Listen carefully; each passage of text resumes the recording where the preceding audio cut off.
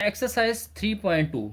तो question number 1 है इसका, कंसीडर द यूनिवर्सल सेट। यहाँ पे यूनिवर्सल सेट दिया हुआ है x such that x is multiple of 2 and x greater than 0 है, लेस आर इक्वल टू 30 है। यहाँ पे यूनिवर्सल सेट बताया गया है कि ये 0 से बड़ा है और लेस आर इक्वल टू 30 है, यानी 30 तक इसके अंदर नंबर आएंगे। कौन से आएंगे? मल्टीपल ऑफ 2, यानी जो 2 के टेबल में आते हैं।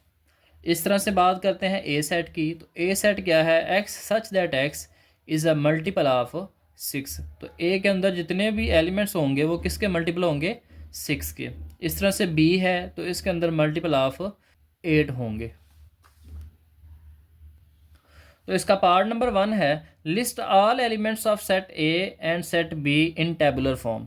तो यहाँ पे हमने ए और बी के जितने भी एलिमेंट्स हैं उनको टेबुलर फॉर्म में लिखना है। टेबुलर फॉर्म होती है कि हम ब्रैकेट्स में लिखते हैं और दरमियान में हम उनको कॉमे की फॉर्म में सेपरेट कर लेते हैं। जैसे सेट ए और बी के जो एलिमेंट्स हैं, सेट ए था हमारे पास मल्टीपल ऑफ 6, तो यहाँ पे मल्टीपल ऑफ 6 लिखे हैं। कहाँ तक थे इसके?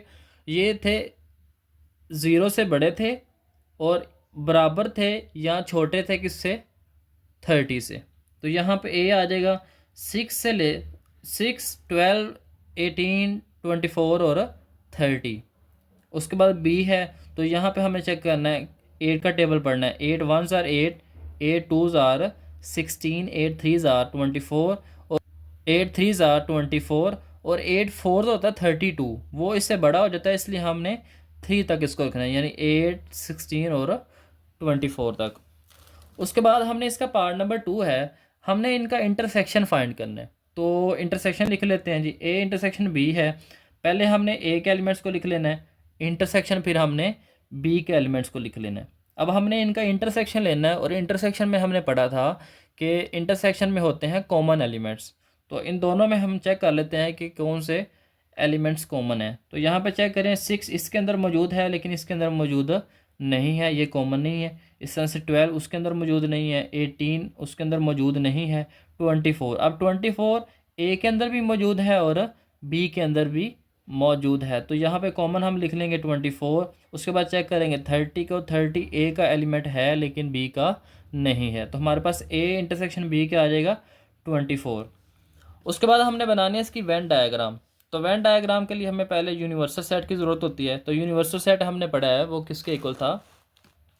यहाँ पे मल्टीपल ऑफ 2 है, 0 से बड़े हैं, लेस आर इक्वल टू 30 है, यानी 2 से लेके 30 तक हमारे पास यूनिवर्सल सेट के एलिमेंट्स होंगे। तो यहाँ पे हम लिख लेंगे 2, 4, 6 से लेके 30 तक।